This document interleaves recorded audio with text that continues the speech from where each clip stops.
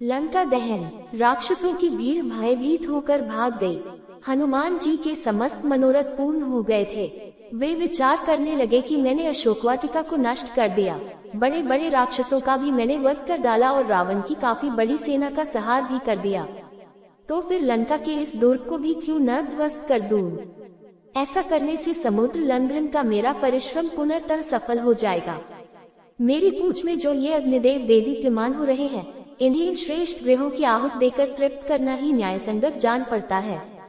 ऐसा सोचकर वे जलती हुई पूंछ के साथ लंका की ऊंची ऊंची अट्टालिकाओं पर चढ़ गए और विचरण करने लगे।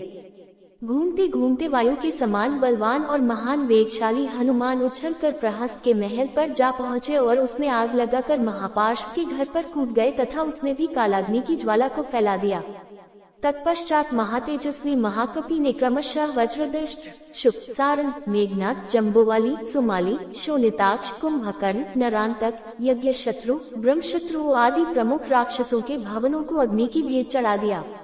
इनसे निवृत्त होकर वे स्वयं रावण के प्रासाद पर कूद पड़े। उसके प्रमुख भवन को जलाने के पश्चात वे बड़े उच्च स्वर से गर्जना करने लगे। उसी समय प्रलयंकर आंधी चल पड़ी, जिसने आग की लपटों को दूर दूर तक फैलाकर भवनों के अज्जले भागों को भी जला डाला। लंका की इस भयंकर दुर्दशा से सारे नगर में हृदय विदारक हाहाकार मच गया।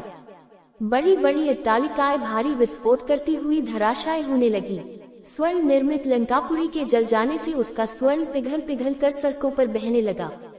सहस्त्रों राक्षस और उनकी पत्नियां हाहाकार करती हुई इधर उधर दौड़ने लगी। आकाशमंडल अग्नि के प्रकाश से जगमगा उठा। उसमें रक्त एवं कृष्णवर्ण धुआं भर गया, जिसमें से फुलझड़ियों की भांति चिनगारियां छूटने लगी। इस भयंकर ज्वाला में सहस्त्रों राक्षस जल गए और उनके जले अज्जले शरीरों से भयंकर दुर्गंध फैलने लगी। संपूर्ण लंकापुरी में केवल एक भवन ऐसा था जो अग्नि के प्रकोप से सुरक्षित था, और वह था नीतिवान विभीषण का प्रासाद। लंका को भस्मीभूत करने के पश्चात वे पुनः अशोकवाटिका में सीता के पास पहुँचे। उन्हें सादर प्रणाम करके बोले, हे माता, अब मैं यहाँ से श्री रामचंद्र जी के पास लौट रहा हूँ। रावण को और लंकावासियों को मैंने राघव की शक्ति का थोड़ा सा आभास करा दिया है। अब आप निर्भय होकर रहें।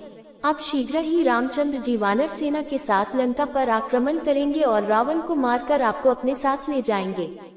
अब मुझे आज्ञा दे ताकि मैं लौटकर आपका शुभ संदेश श्री रामचंद्र जी को सुनाऊं, जिससे वे आपको छुड़ाने की व्यवस्था करें। ये कहकर और सीता जी को धैर्य बंधाकर हनुमान अपने कटक की ओर चल पड़े। जनकनंदिनी से विदा लेकर तीव्र वेग से विशाल सागर को पार करते हुए हनुमान वापस सागर के उस तट पर पहुँचे जहाँ असंख्य वानर जाम्बवंत के और अंगद के साथ उनकी प्रतीक्षा में आंखें बिछाए बैठे थे।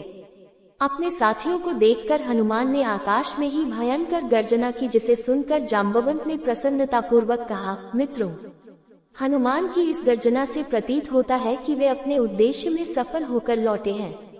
इसलिए हमें खड़े होकर हर्षध्वनि के साथ उनका स्वागत करना चाहिए। उन्होंने हमें ये सौभाग्य प्रदान किया है कि हम लौटकर रामचंद्र जी और वानरराज सुग्रीव को अपना मुख दिखा सके। इतने में ही हनुमान ने वहां पहुंचकर सबका अभिवादन किया और लंका का समाचार कह सुनाया। जब सब वानरों ने सीता से हुई भेंट का समाचार सुना तो उनके हृदय प्रसन्नता से भर उठा और वे श्री रामचंद्र तथा पवनसुत की जय जयकार से वातावरण को गुंजायमान लगे। इसके पश्चात वे लोग हनुमान को आगे करके सुग्रीव के निवास स्थान प्रस्रवण पर्वत की ओर चले। मार्ग में वे मधुवन नामक वाटिका में पहुँचे, जिसकी रक्षा का भार सुग्रीव के मामा दधिमुख पर था। इस वाटिका के फल अत्यंत स्वादिष्ट थे और उनका उपयोग केवल राजपरिवार के लिए सीमित था। अंगद ने सब वानरों को आज्ञा दी कि वे जी भरकर इन स्वादिष्ट फलों का उपयोग करें। आज्ञा पाते ही सब वानर उन फलों पर इस प्रकार टूट पड़े जैसे लूट का माल हो। अपनी क्षुधा निवारण कर फिर कुछ देर आराम कर वे सब सुग्रीव के पास पहुँचे और उनसे सारा वृतांत